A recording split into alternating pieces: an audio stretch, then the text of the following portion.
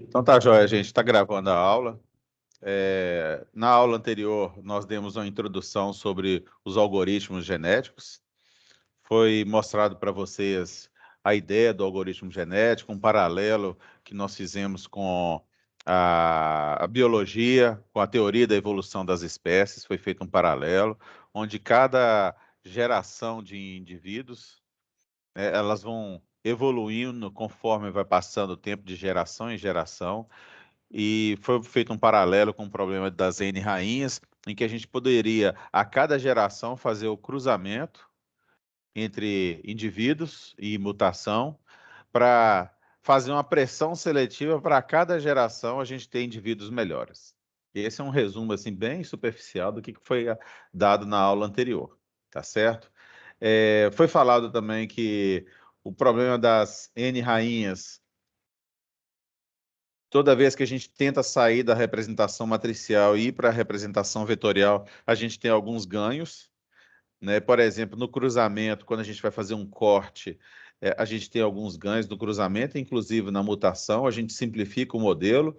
No caso das N-rainhas, a gente reduz também o espaço de busca. Tudo isso nós vimos na aula anterior, tá certo? Nesta aula, eu pretendo falar sobre um pouco mais específico sobre os operadores genéticos, basicamente o operador de recombinação e o operador de mutação, tá certo? Vou tentar usar a primeira aula para isso e a segunda aula eu vou tentar utilizar para passar um código-fonte junto com vocês. Então, falar sobre cruzamento.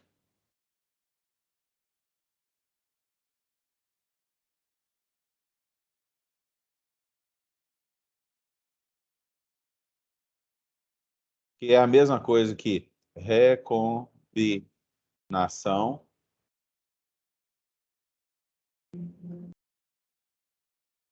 que seria a mesma coisa também que crossover. A gente vai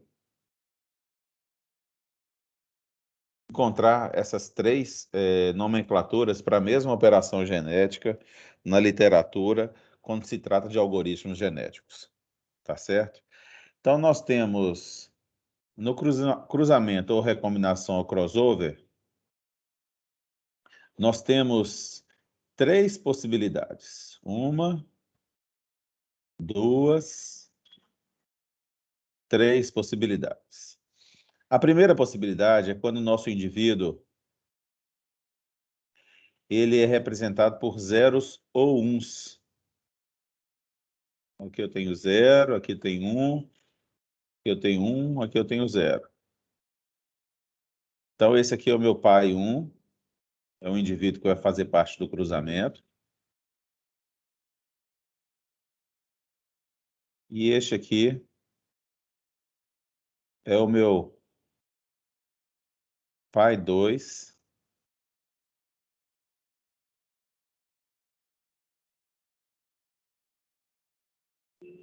que também vai fazer parte do cruzamento. Então, existe uma representação, em alguma necessidade, a representação por bits, 0 ou 1. Ah, mas quando é que eu posso usar isso aqui? Ah, eu posso utilizar a representação binária se eu estiver tratando algum problema de criptografia, sei lá. Alguns problemas podem utilizar a representação binária em cada um dos genes. Então, como que eu faço o crossover dos dois pais, ou a recombinação ou cruzamento dos dois pais? Essa primeira parte do pai 1 vai para o filho 1.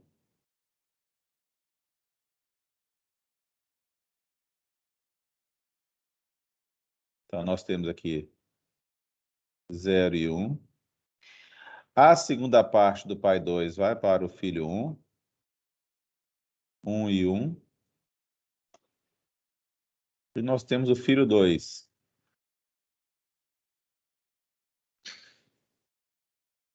Onde a primeira parte do pai 2 vem para o filho 2.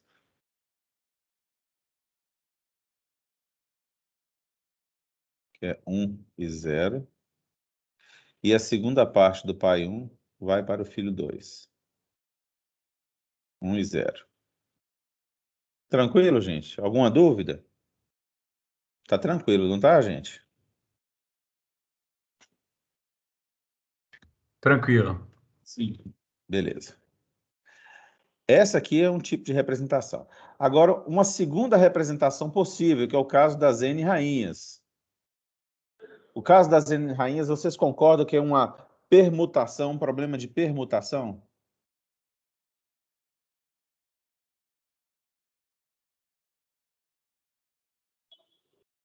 É um problema de permutação. Por quê? Se eu fizer uma distribuição de rainhas assim, ó.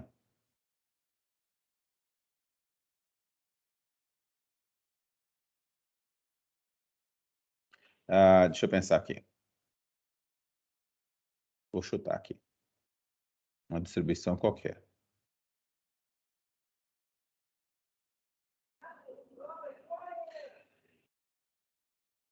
É um problema. Eu vou reduzir mais ainda o espaço de busca. E a gente vai ver que é um problema de permutação.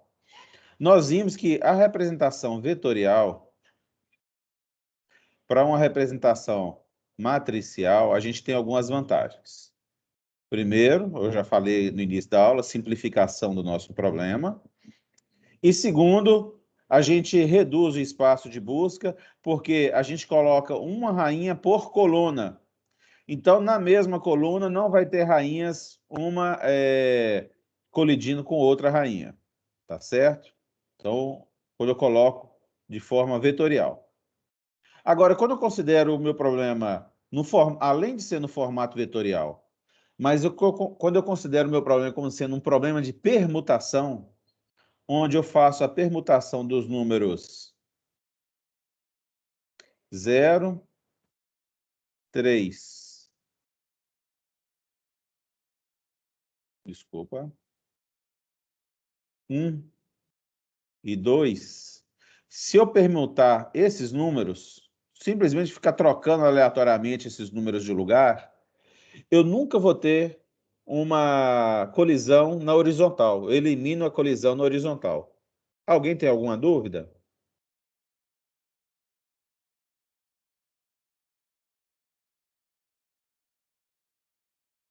Dúvida, gente?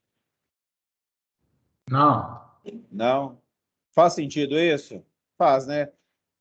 Cada posição do meu vetor corresponde a uma coluna. Eu elimino as colisões por coluna.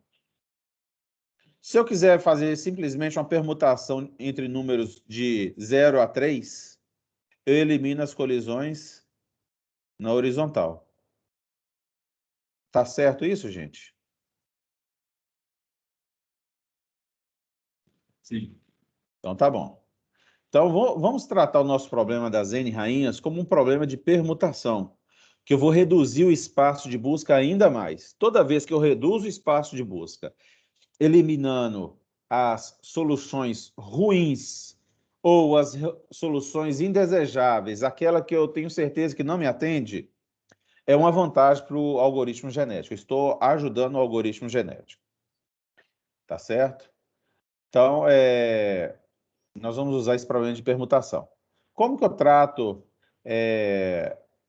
na permutação, os números eles não podem se repetir. Se eu tenho um 0, ele não pode aparecer o 0 nas outras casas. Se eu tenho um 3, ele não pode aparecer em nenhuma outra casa. Esse aqui é o problema de permutação. É só trocar de posições os números de 0 a 3. Então, beleza. Como que eu faria? Isso aqui, representação binária. Esse aqui, um problema de permutação.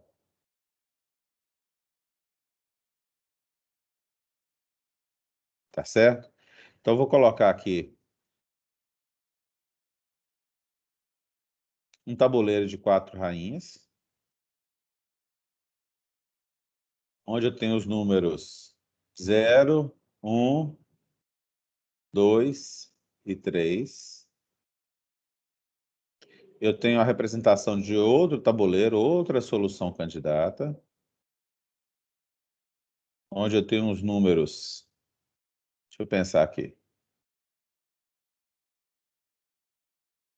Ah, 0, 2, 1 e 3. E eu quero fazer a recombinação entre esses dois pais. Pai 1, pai 2. Alguma dúvida? Alguém quer fazer algum comentário?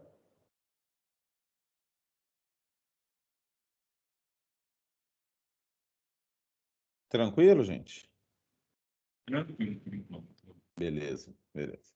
Aí eu vou fazer a recombinação entre... O meu problema não usa representação binária, usa uma representação numérica, inclusive inteiro, e eu preciso de fazer uma permutação de valores. Eu não quero que os valores se repitam. Então, eu vou pegar a primeira parte do pai 1 e vou colocar no filho 1.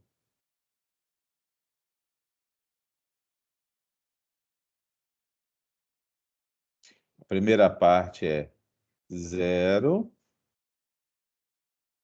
1. Beleza. Eu vou pegar a segunda parte do meu pai 2 e vou colocar no filho 1.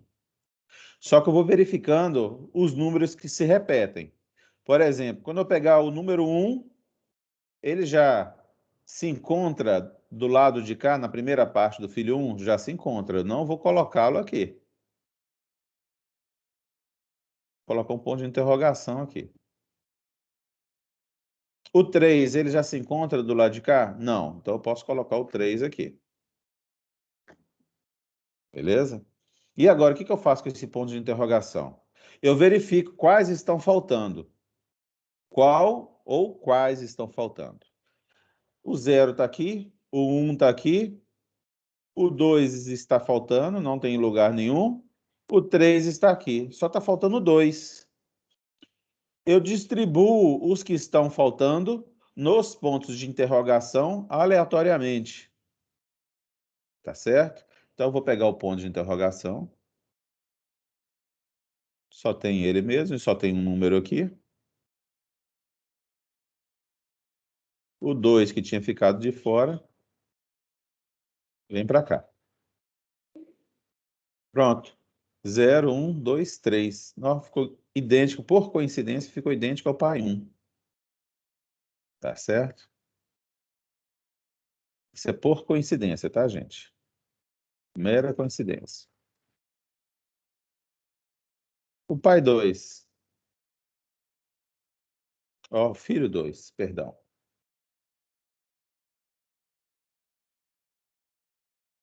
Recebe a primeira parte do pai 2. 0, 2. E quando vai receber a segunda parte do pai 1, a gente verifica. O 2 já existe? Já existe do lado de cá. Não coloco ele. Ponto de interrogação.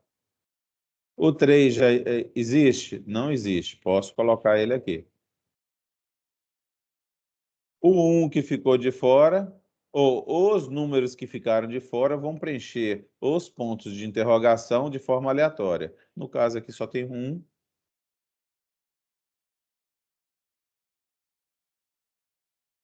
Ele vai vir para cá.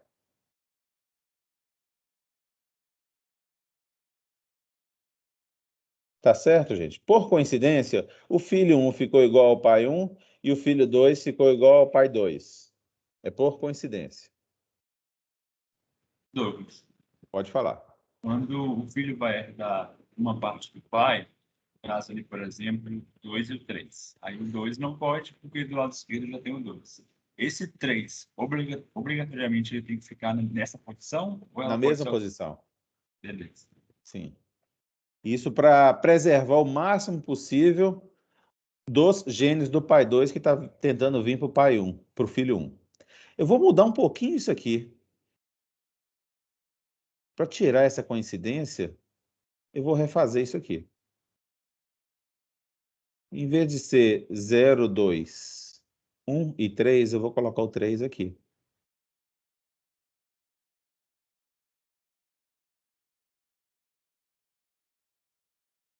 Vamos ver se vai eliminar a coincidência. O 0 vem daqui, o 1 vem daqui, do pai 1. Quando eu vou pegar a segunda parte do pai 2, o 3, não, ele não tem em posição nenhuma, então eu ponho o 3.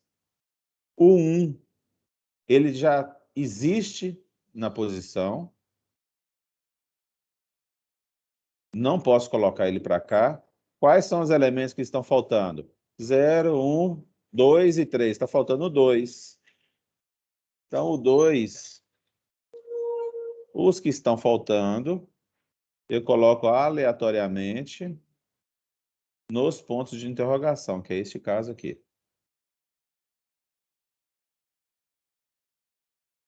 2. Vamos fazer a mesma coisa para o filho 2. Opa!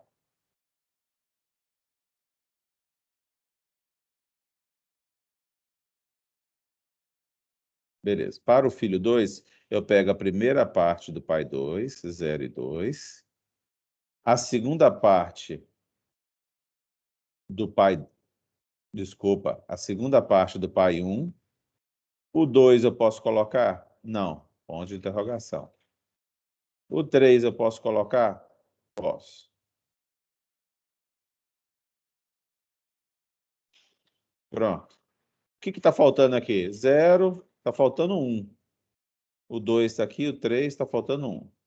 O 1, ou os que estão faltando, eu distribuo aleatoriamente nos pontos de interrogação.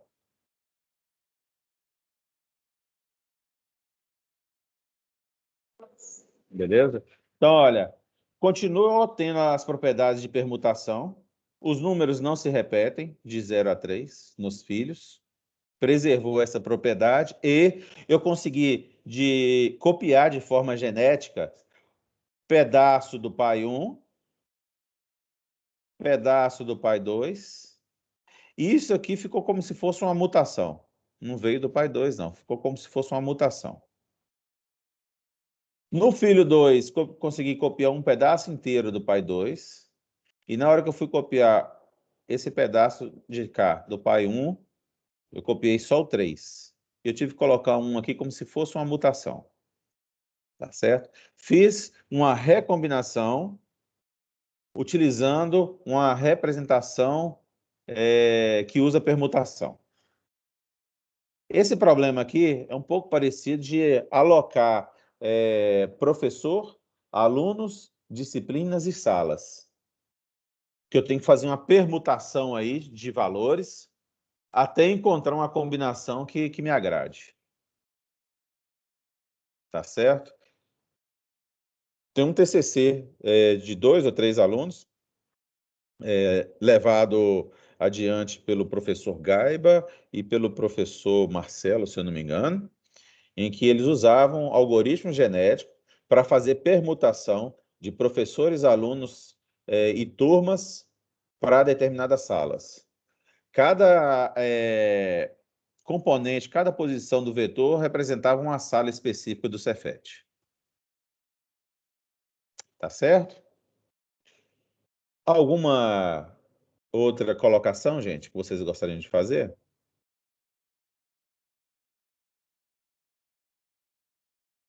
Não? Passar para frente, então. É bem tranquilo, professor. Tranquilo, né? Beleza. Agora, a terceira possibilidade é quando eu tenho uma representação real.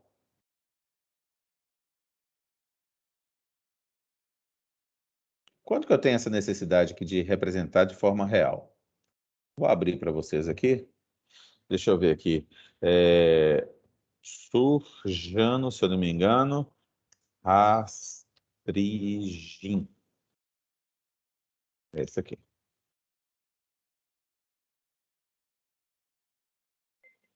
Rastrigin.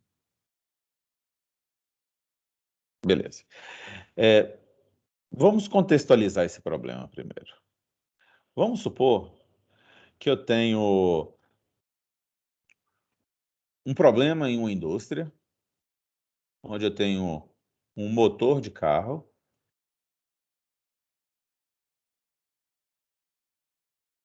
ou um motor qualquer, e esse motor ele foi modelado matematicamente para funcionar via simulação. Então, existe uma função, vamos supor que existe uma função matemática que modela esse motor. E os parâmetros de funcionamento do motor é quantidade de combustível que a gente vai injetar no cilindro, lá no cilindro onde ocorre a explosão, quantidade de ar que a gente vai injetar. Não sei se, eu não sou mecânico, eu não sei se faz sentido essas coisas. E vamos supor que eu vou colocar também a tempo de centelha. Não sei se faz diferença também. Tenho a menor ideia. Tá joia? E aqui, nessa função, sai para mim o consumo do carro. Estou dando um exemplo hipotético aqui. Tá certo, gente? Faz sentido eu utilizar um algoritmo genético para procurar os melhores valores possíveis de combinação de combustível, de ar e de tempo de centelha? Faz, não faz, gente? Acho que sim. Eu crio aleatoriamente valores, crio um indivíduo, ele vai ter 3 posições em um vetor. A primeira posição, ou o primeiro gene, é relação à quantidade de combustível, o segundo gene, quantidade de ar, e o terceiro aqui, o tempo de centelha. E eu crio uma população de indivíduos ou de soluções candidatas para o meu problema. Faço esses indivíduos se recombinarem e ocorrer mutação, de forma que eu vou minimizando, eu tenho que minimizar o consumo, minimizando essa função matemática aqui, ou esse modelo aqui, que entra 3 valores. Fez sentido essa contextualização, gente?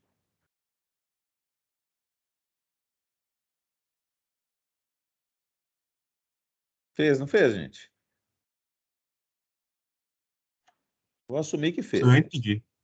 É, Oi? eu tenho umas dúvidas sobre algoritmo genético, que às vezes ele parece muito força bruta, na verdade.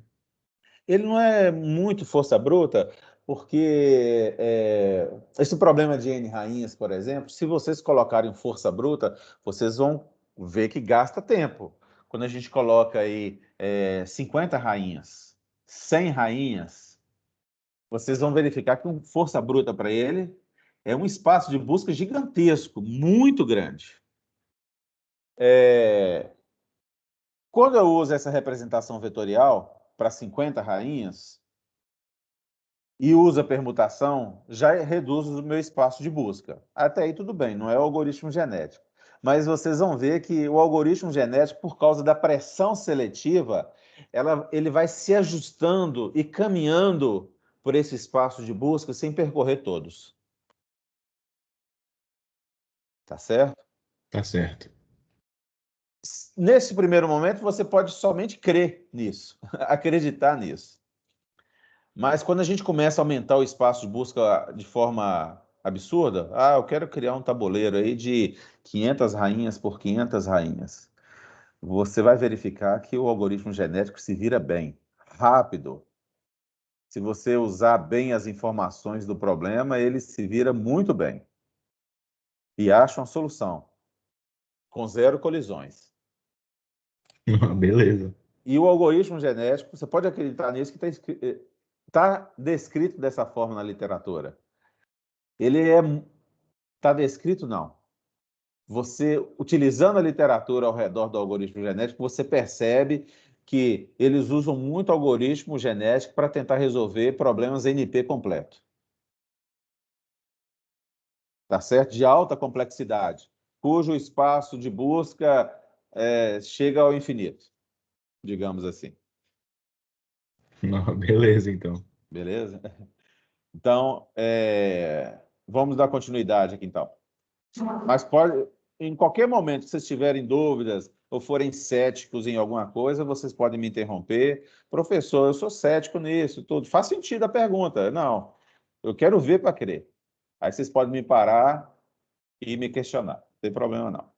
Então, existem, contextualizando que no mundo industrial existem diversas modelagens de funcionamentos de motor, de prensa para laminar aço, diversas funções matemáticas ou modelos matemáticos para usado em diversas simulações.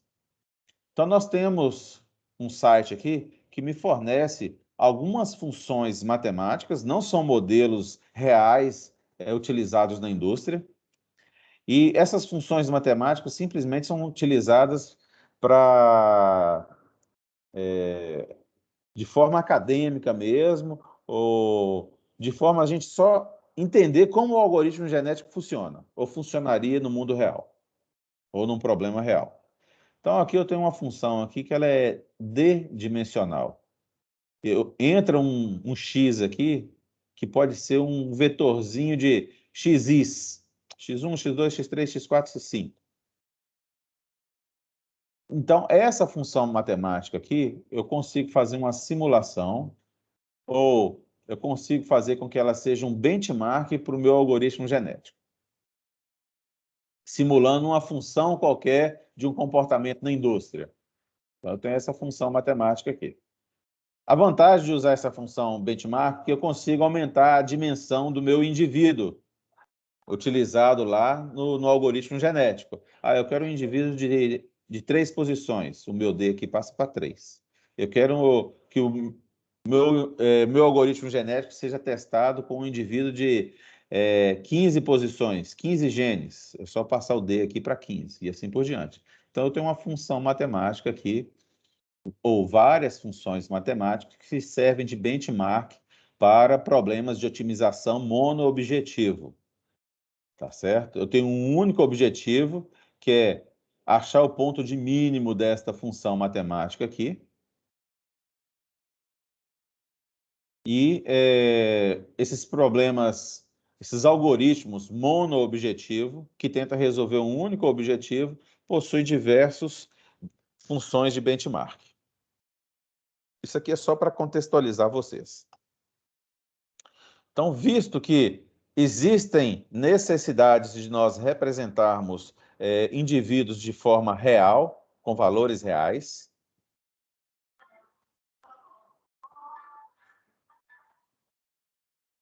então vamos colocar aqui, quer ver? Vamos usar essa aqui mesmo, rastringir. Eu só tenho o x1 e o x2 de entrada. Então, eu tenho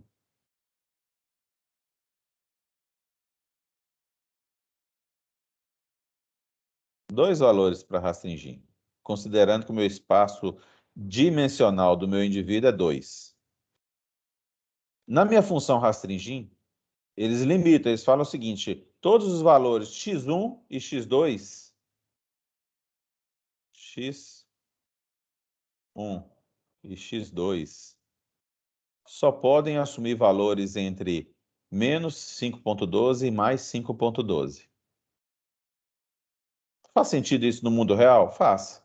Se eu vier aqui para o problema do motor do carro, eu posso definir qual é a quantidade mínima e máxima de combustível que vai caber no pistão, quantidade mínima e máxima de ar e a quantidade mínima e máxima de tempo de centelha. Então, faz sentido eu definir um domínio para cada gene. No nosso caso aqui, o domínio de todos os genes vai de menos 5.12 a mais 5.12. Então, esse aqui é o meu pai 1. Vamos supor que o valor aqui é 3 e o valor aqui é 2. E o meu pai 2.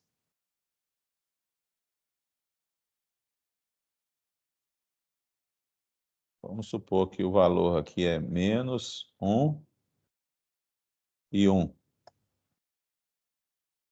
Tá certo? Como que eu gero filhos nestes casos em que os valores que se encontram em cada gene dos indivíduos são valores reais?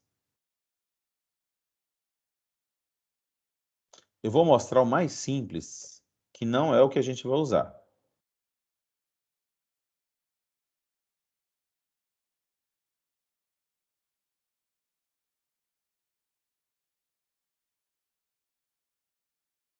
Beleza. Existe uma fórmula, que é essa aqui, ó. Filho filho I, ou filho J,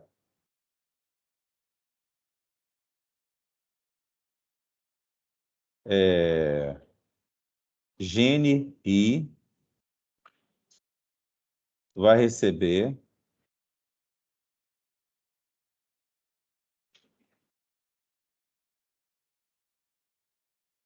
um alfa vezes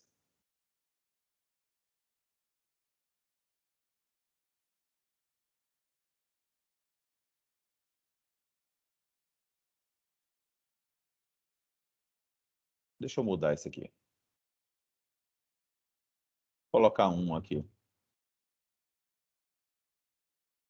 Filho 1 vai receber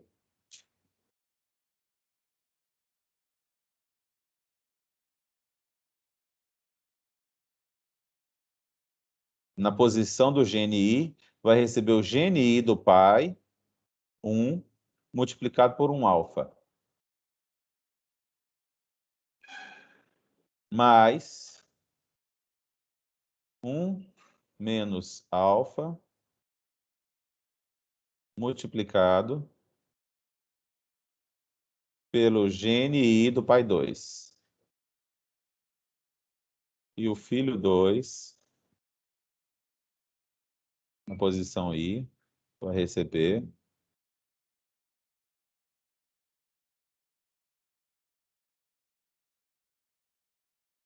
troca o pai 1 com o pai 2.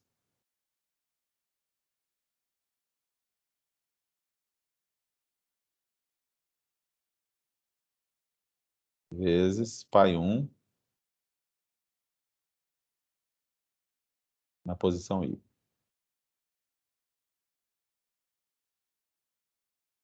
Tudo bem, gente? O que vai acontecer aí?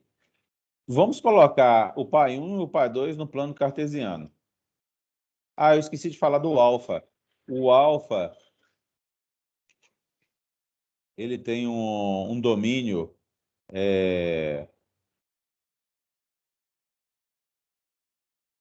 aberto em 0, fechado em 1. Aberto em 1. Tá certo? Geralmente, o alfa que a gente utiliza é igual a 0,33. Até aqui tranquilo, gente? Douglas, eu não entendi essa parte, não. Essa equação surgiu de onde? Essa equação aqui é para encontrar espacialmente. Eu vou fazer um desenho do plano cartesiano agora e eu vou voltar na equação. Mas ela é feita de forma espacial no plano cartesiano ou na dimensão euclidiana, filhos entre os dois pais. Tá certo? Então, vamos supor que o nosso alfa é 0,33. O que vai ocorrer no plano cartesiano? Nosso plano cartesiano, esse aqui é o meu x2 e esse aqui é o meu x1. Ou o meu gene 1 e o meu gene 2. Eu vou colocar o pai 1 na posição 3, 2.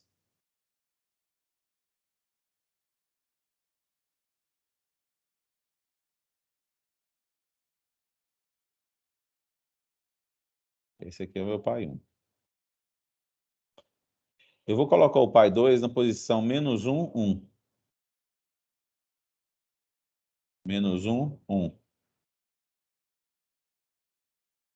Esse aqui é o meu pai 2.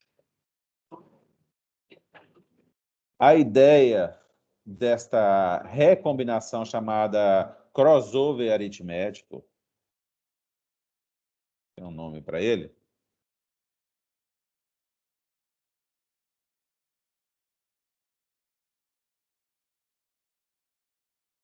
Esse aqui é o crossover aritmético.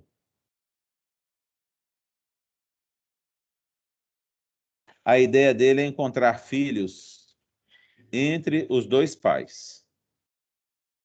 Tá certo? Se o meu alfa é 0,33, eu vou encontrar o valor que eu vou colocar aqui, ó. Eu estou considerando 0,33 do valor do pai 1 e 0,66 do valor do pai 2. Tá certo? Neste caso aqui, e eu vou fazer a mesma coisa para o gene 2. Gene 1. E para o gene 2 do filho 1, eu vou fazer a mesma coisa. Eu vou considerar 0,33 do valor do pai 1 e 0,66 do valor do pai 2. Como eu estou considerando 0,66 do pai 2, essa reta aqui vai ser dividida em 3 pedaços, que é 0,33, né? O meu filho 1 vai estar aqui.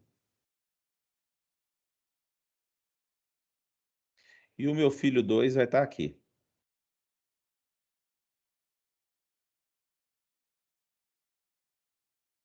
Dúvida, gente?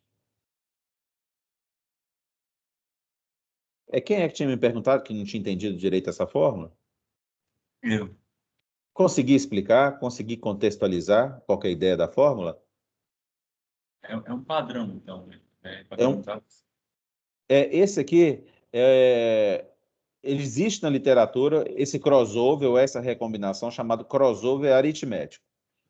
Esse 33 aqui, ele é padrão? Não. Eu posso, para determinados problemas, testar 0,4, que aí vai pegar 0,4 de um pai e 0,6 do outro pai. Eu posso testar outros valores. 0,5 não faz sentido, porque senão o filho 1 e o filho 2 vai bater no meio, certinho. Então, eu posso testar de problema para problema, aproximar o filho 1 deste pai e o filho 2 deste pai, eu ir aproximando ele do centro. Você está me entendendo? Ficou um pouco mais claro? 1 e 0 pode? O 1 e o 0 não pode, mas não faz muito sentido. Porque Então se eu não é legal nem metade e nem extremidade. Isso. Não faz sentido por quê? Porque senão eu vou estar gerando filhos iguais aos pais. Vamos supor que eu considero o alfa igual a 1. Filho 1 recebe 1 vezes o pai 1, que é esse aqui. Vai vir o 3 para cá. É 3 esse valor aqui. 0 vezes o pai 2. Mais 0 vezes o pai 2 é mais 0. Vai dar 3. Então, o filho 1 vai ficar igualzinho ao pai 1. Se eu considerar o alfa igual a 1. Ficou claro? Não faz sentido eu gerar filhos iguais aos pais. Sim, entendi. Ficou um pouco mais fácil agora? Ficou mais... Entendeu melhor como que funcionam essas fórmulas? Sim. Beleza. Esse I aqui é a posição de cada gene. Beleza. Essa aqui é a representação real. Então, nós apresentamos aqui 3 formas de pensar em recombinação e vai depender do seu problema. Se seu problema tem representação binária, é fácil. Fez um corte, metade de um pai vai para um lado, a outra metade vai para o outro, tranquilo. O problema de permutação, a gente tem que se preocupar com a repetição. Tanto na geração dos indivíduos aleatórios da população inicial, quanto nas recombinações e nas mudanças que esses indivíduos vão sofrendo ao longo das gerações. E, quando a gente tem uma representação real, a gente tenta fazer com que os filhos explorem espaço de busca ao redor dos pais. E esse crossover aritmético tenta fazer a exploração do espaço de busca através dos filhos, de forma que os filhos fiquem entre os dois pais, pai 1 e pai 2. Tá certo?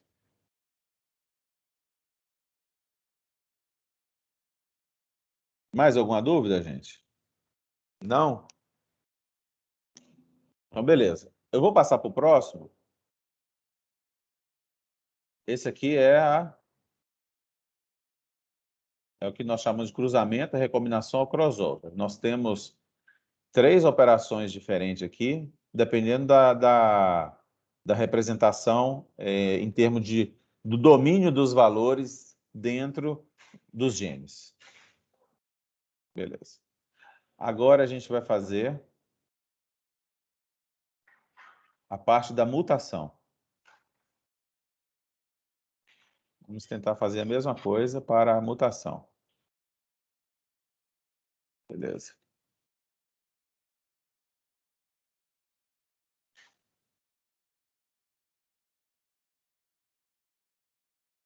Mutação. O que a gente tem na mutação? A gente tem a mutação, a primeira opção com representação binária. A segunda opção, quando a nossa representação é uma representação que envolve permutação de valores.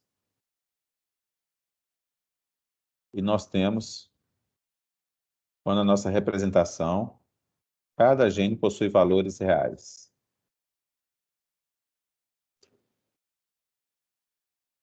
Tá certo? Para binária é mais fácil. Tem um conjunto de bits. Eu tenho um indivíduo qualquer aqui. Eu poderia representar esse indivíduo com a letra P de pai, mas é um indivíduo qualquer. E a mutação, ela pode ocorrer de 2 formas. Ela pode gerar um novo indivíduo na população, ou ela pode só modificar um indivíduo existente. Isso pode ocorrer na biologia. Por exemplo, eu posso nascer e a mutação mudar a minha carga genética e eu continuar um único indivíduo na população. Essa é uma possibilidade. Existe uma reprodução chamada reprodução assexuada, onde um indivíduo produz outro indivíduo e costuma da carga genética ser diferente. Então, a mutação pode ser vista dessas 2 formas, tá joia? Como se fosse uma mutação propriamente dita ou como se fosse uma reprodução assexuada. Tá certo, gente?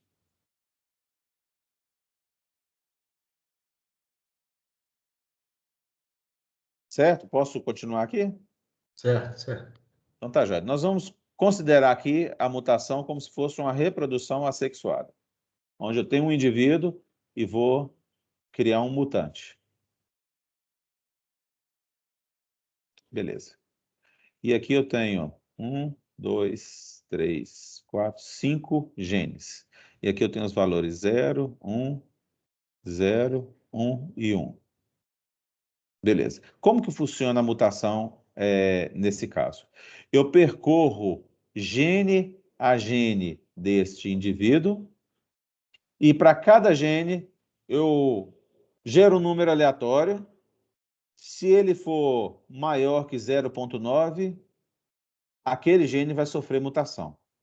Se for menor que 0,9, o gene não vai sofrer mutação. Então, eu tenho uma chance aí de 10% de sofrer mutação cada gene. E esse percentual é chamado de taxa de mutação. Então, eu tenho aqui, rodei um número aleatório para esse gene, para esse aqui. Deu menor que 0,90. Não vai sofrer mutação. Rodei um número aleatório, deu 0,90. Não vai sofrer mutação. Rodei um número aleatório aqui, deu 0,95. Vai sofrer mutação. Então, esse gene aqui, esse foi copiado para cá, esse foi copiado para cá, e este aqui vai sofrer mutação. Na hora que ele foi sofrer mutação, o que eu fiz? Para todos os valores possíveis para esse gene, eu gero um número aleatório e escolho um valor qualquer. No nosso caso aqui, 0 e 1. eu vou colocar 1 para fazer a mudança. Vamos supor que esse indivíduo aqui fosse um ser humano. Deixa eu passar para baixo aqui. Onde cada posição genética pudesse ter valores entre 1 e 4. Porque a gente tem 4 valores possíveis em cada posição genética. Então, por exemplo, antes de voltar a explicar a binária aqui, deixa eu tentar explicar. Vamos supor que aqui é o valor 1, valor 1, valor 2, valor 4 e aqui o valor 1. E a mutação vai executar nesta posição genética. Percorri aqui com taxa de mutação 10%, esse aqui não vai sofrer mutação, esse aqui não vai sofrer mutação, e esse aqui caiu nos 10%, ele vai sofrer mutação. Eu gero um número aleatório de 1 a 4, que são todos os valores possíveis, exceto 2. Pego esse número aleatório e ponho aqui. No caso aqui foi 3. Eu tenho um número qualquer. Esse aqui não vai sofrer mutação, 4. E este aqui não vai sofrer mutação, 1. O nosso indivíduo, o nosso mutante aqui, ele sofreu mutação somente na terceira posição genética de 2 para 3. Quando a nossa representação é binária, quando a gente decide que alguém vai sofrer mutação, a gente troca o bit de 0 para 1. Tá certo? Não vai sofrer mutação, 1, e não vai sofrer mutação, 1. Esse aqui é o meu novo indivíduo na população, que é um mutante que teve essa posição aqui genética trocada de 0 para 1. Posição genética, muitas vezes, é chamada de locus na biologia, e essa terminologia costuma ser utilizada na literatura também para algoritmos genéticos. Tá certo? Alguma dúvida com respeito à mutação aqui? Essa porcentagem de probabilidade de ocorrer mutação, foi você que Certo. estabeleceu ou é padronizado? Essa taxa aqui de mutação. Isso. Beleza. A maioria das pessoas começa com 10%. Mas de problema para problema, ela pode variar. Pode ser que você tenha uma solução melhor para o seu problema se a taxa de mutação for 15%, for 20%, né? A ser testado. Geralmente, na literatura, começa-se com 5% ou 10%, que a gente vê na maioria dos trabalhos. Se a gente for falar, foi empiricamente, toda vez que a gente decide um valor empírico, é ruim para a nossa tarefa acadêmica. Então, geralmente, usa-se rodar o nosso algoritmo que a gente está fazendo com taxas de mutações diferentes até a gente encontrar aquela taxa que mais se adequa ao nosso problema. Tá certo, gente? Eu respondi? Sim. Uhum. Beleza. Permutação. Como que a gente faria a permutação?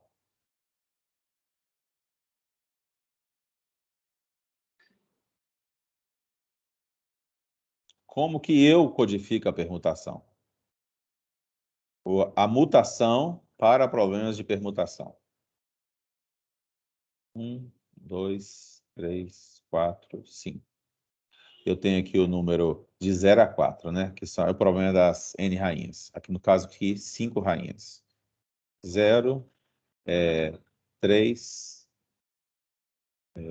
2, 1. Vou colocar 4 aqui para ficar fora do lugar. 1.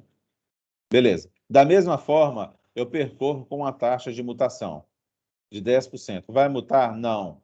Copia. Vai mutar? Não. Copia.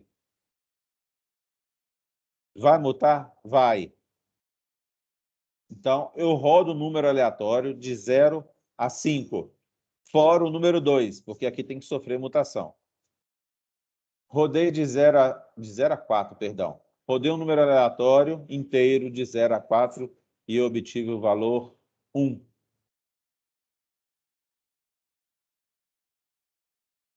que eu faço? eu procuro outra posição aqui dentro onde está o número 1, é essa aqui. Então, a minha mutação é uma troca de valores que vai ocorrer entre essas duas posições. O 1 vem para cá, o 4 permanece aqui e o 2 vem para cá.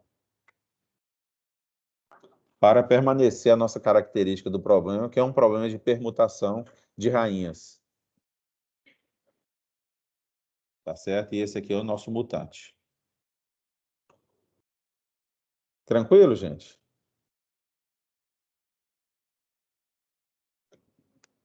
Posso adotar outras estratégias? Posso considerar que o nosso problema não é de permutação e deixar rainhas colidirem na horizontal? Posso. Só que eu vou percorrer um espaço de busca maior e vai atrasar o meu algoritmo genético. Alguma colocação, alguma dúvida de vocês?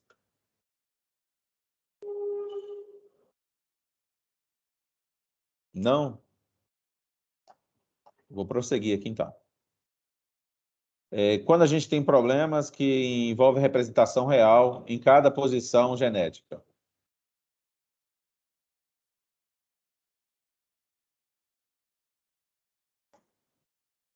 Da mesma forma, eu tenho um indivíduo com 5 posições. Cada posição tem um valor real.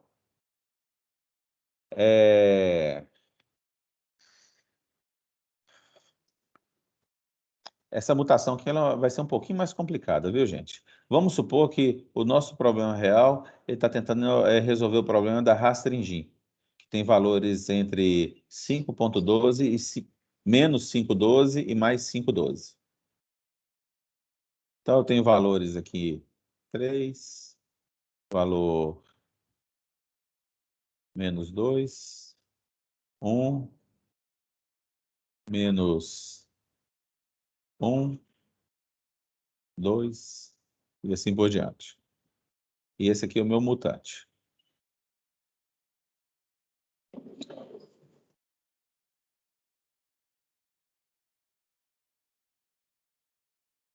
Beleza? De novo, com a taxa de mutação de 10%, esse aqui não vai sofrer mutação. Esse aqui não vai sofrer mutação. Este aqui vai sofrer mutação. Este aqui não. E esse aqui também não. Vamos fazer a mutação desse gene do meio. Como que ele é feito? Ele é feito da seguinte forma. Eu pego o valor que está aqui dentro, mais uma perturbação. Deixa eu ver se eu consigo escrever aqui.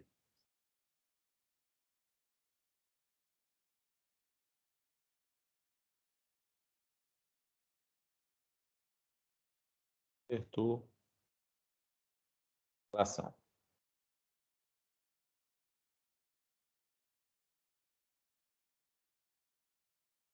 Tá certo? E esse valor 1 mais essa perturbação, que a gente vai ver mais para frente como que ela é alcançada, vai preencher o valor dessa posição genética aqui do nosso mutante. Tá certo? Alguém aqui já ouviu falar de variável aleatória de distribuição normal? Não. Não? Então, essa perturbação aqui, como eu preciso de mais tempo para explicar como que nós vamos utilizar, vai ser uma variável aleatória de distribuição normal, de média em zero, e a gente vai verificar como que a gente vai utilizar um desvio padrão. Uma técnica tirada lá da estatística para fazer uma perturbação o mínimo possível de forma estatística dentro desse gene aqui. Tá certo? Então, nós temos agora a mutação com 3 tipos de representação. Representação binária, ou quando a gente quer fazer permutação de qualquer valor, utilizando qualquer representação, ou quando a gente está utilizando a representação real. E não existe permutação no nosso problema. Tá certo, gente? Alguma dúvida para eu passar para frente?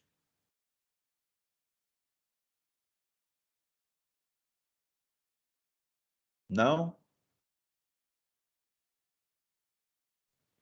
Eu acho que quando tiver um exemplo mais prático, mas assim vai ficar mais claro. Quando está Beleza. muito teórico. Por enquanto está um pouco teórico. Eu vou tentar ir para o código agora. Nossa aula vai até às 16h30, não é isso, gente? Mas, se alguém tiver... eu posso estender, como eu entrei atrasado, eu posso estender aí até umas 16h40. Para mim não tem problema, não. Mas, em teoria, eu tenho 20 minutos aqui.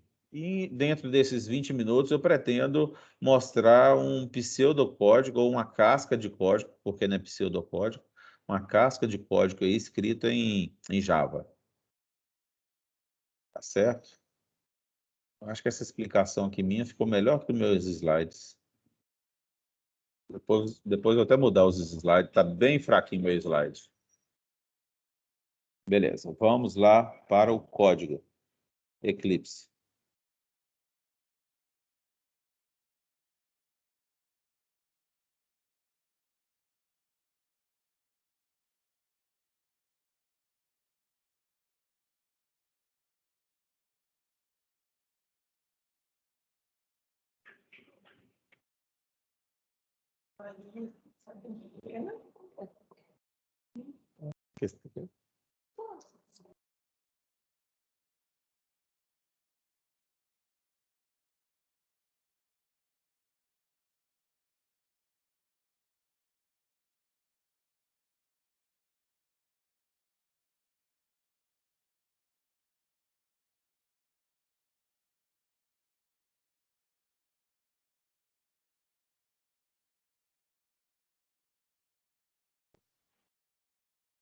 Ô, gente, precisei de parar um pouquinho aqui.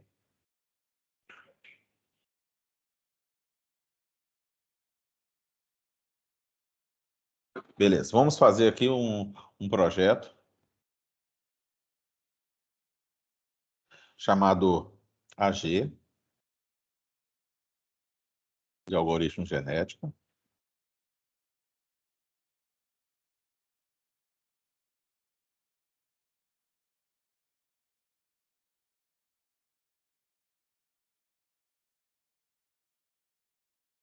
O nosso AG, eu vou criar um pacote aqui chamado BR Cefet MG, ponto disciplina de inteligência artificial, ponto AG. Dentro desse aqui, eu vou colocar para vocês, vou criar uma classe ou uma interface, digamos, indivíduo.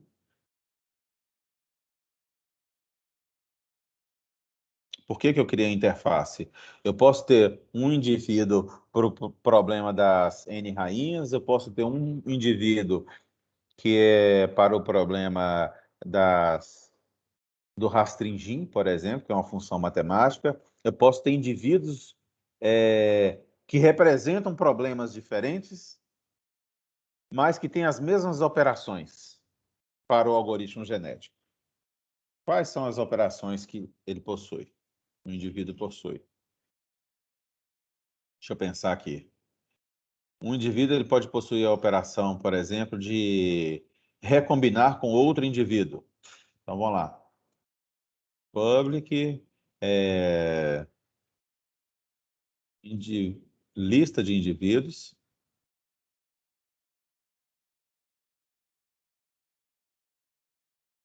Recombinar.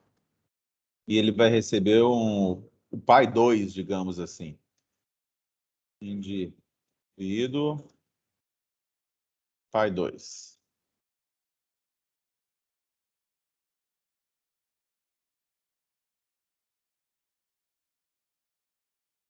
Faz sentido a gente ter todos os indivíduos ter um recombinar entre eles? O que vocês acham?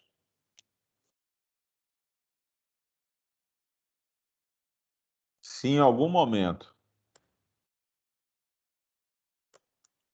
eu fizer isso aqui no meu código, indivíduo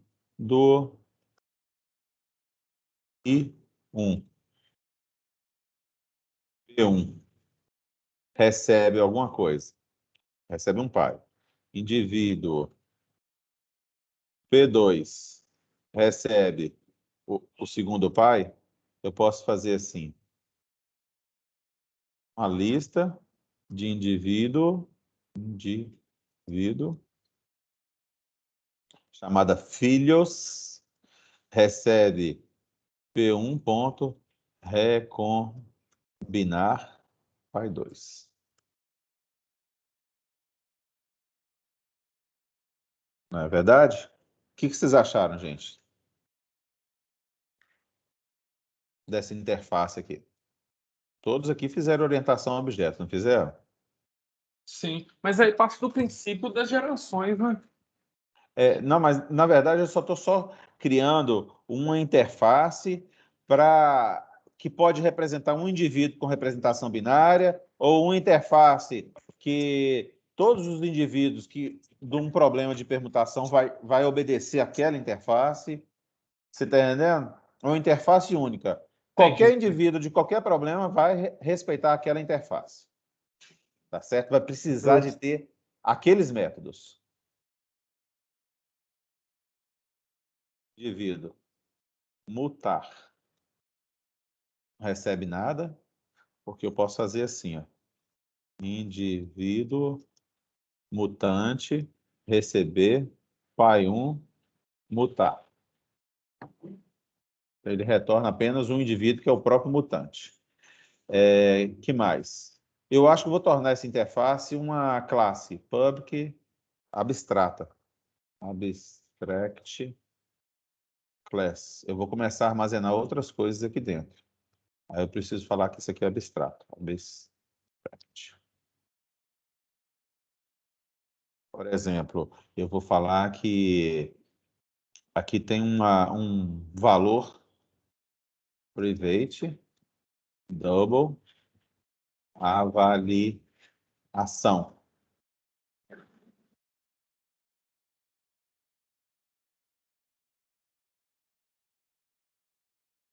Beleza.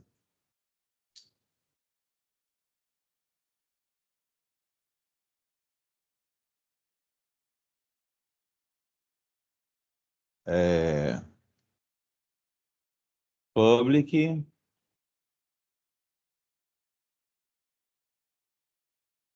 double get avaliação if avaliação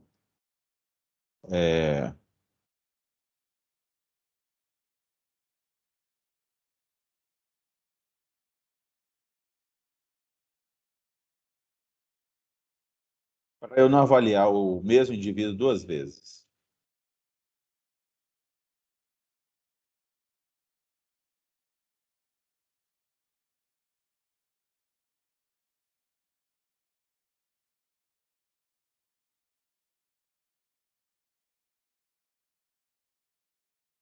Ele não foi avaliado ainda.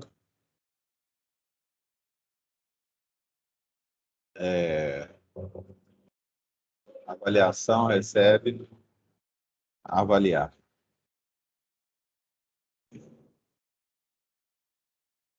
Turn avaliação.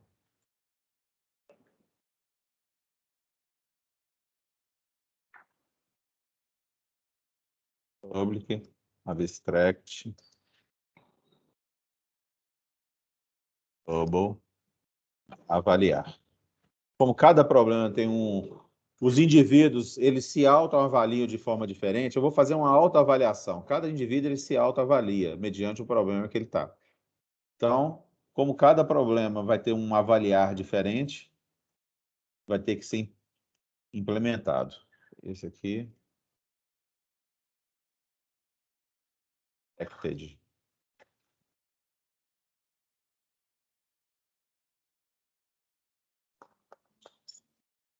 Vai público mesmo, não tem problema. Public.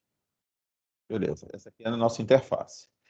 Como que funcionaria um indivíduo para o problema das N rainhas. Vamos criar aqui uma nova classe. Eu vou chamar de indivíduo N rainhas. E ele vai... A superclasse dele é indivíduo.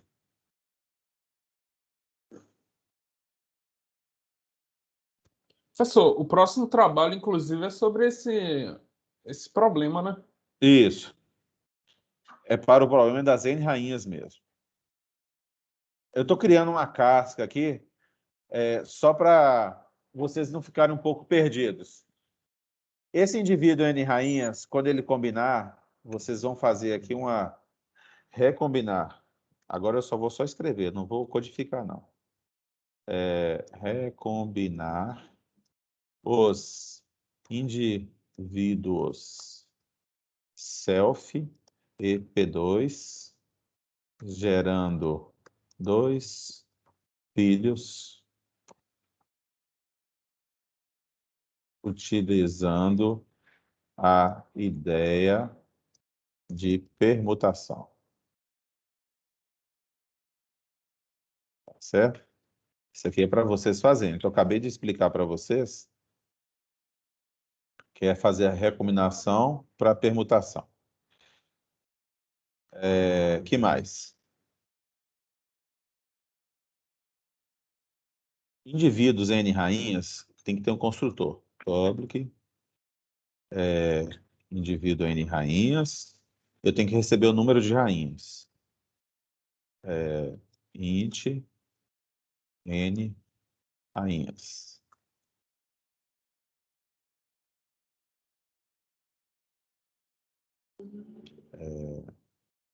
Private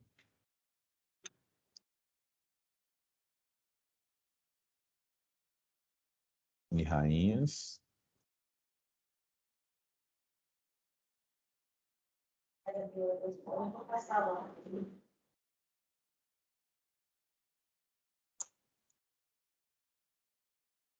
Esse indivíduo aqui vai ter que ter um vetorzinho para armazenar aquela representação vetorial das N rainhas. Então, vamos colocar um vetorzinho aqui, de inteiros. Int genes.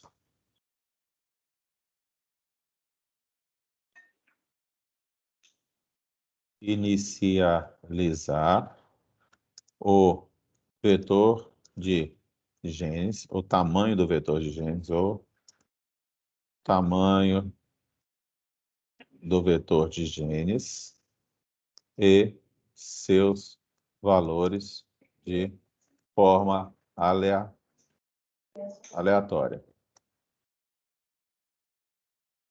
O que vocês estão conseguindo acompanhar? Tem alguma dúvida? Ou ainda está muito abstrato?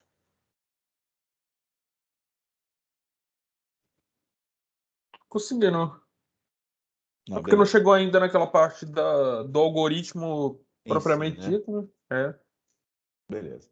Então, inicializa o tamanho do vetor de genes e seus valores de forma aleatória. Os valores de forma aleatória eles têm que ser feitos obedecendo à permutação. Os valores aleatórios devem obedecer à ideia da permutação. Qual que é a ideia da permutação? Se for 5 rainhas, valores entre 0 e 4, de forma que os números eles não se repetem. Tranquilo, gente? Beleza.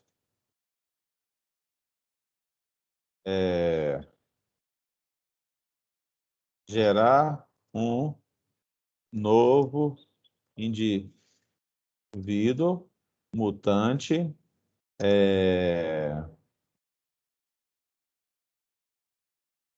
com os genes do indivíduo self mutados em uma taxa de mutação de, sei lá, 5% ou 10%. 10%. Ser testado. De 10% ou 5%. Não sei qual que é o melhor. Avaliar. Realizar a contagem de colisões que ocorrem entre as rainhas.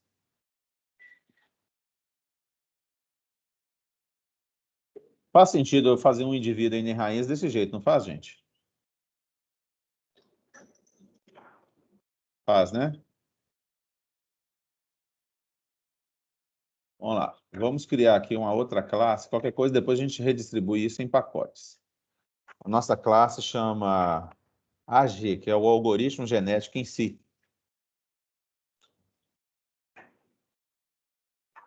Ele vai ter um método public executar void, que não faz nada. O que poderia fazer, né? Poderia retornar um indivíduo. Melhor indivíduo, na última geração. Eu vou executar o nosso AG. E para executar o nosso AG, eu vou receber o número de gerações, intnger, o int n, que é o número de indivíduos, n indivíduos. Cada geração pode ter somente, por exemplo, 20 indivíduos. Eu posso passar aqui a taxa de mutação como parâmetro. Não vou fazer isso agora. Acho que vou definir dentro do próprio indivíduo mesmo. Acho que por enquanto é só.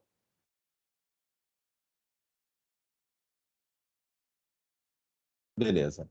Alguém aqui em orientação a objetos viu aquele padrão de projeto chamado Factory? Fábrica de objetos? Sim, sim. Viu, né? Beleza. Então, eu vou criar aqui um padrão Factory chamado indivíduo Factory. Ele é uma classe abstrata? É uma interface.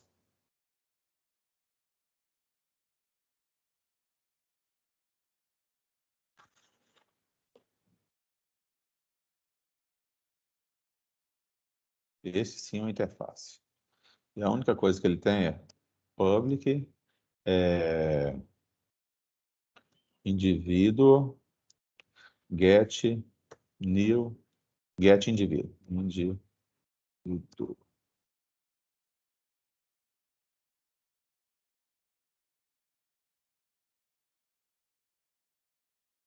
Beleza. Esse AG ele precisa receber uma fábrica de indivíduos.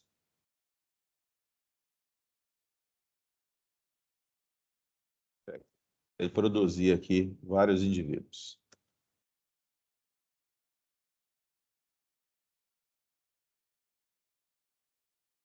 Return null por enquanto. Beleza.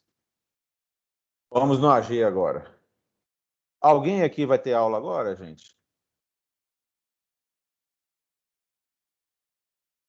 Ou, melhor dizendo, alguém precisa finalizar e tem algum compromisso neste momento, porque a nossa aula termina às 16h30. Professor, eu tenho. Não sei as outras pessoas, mas eu tenho.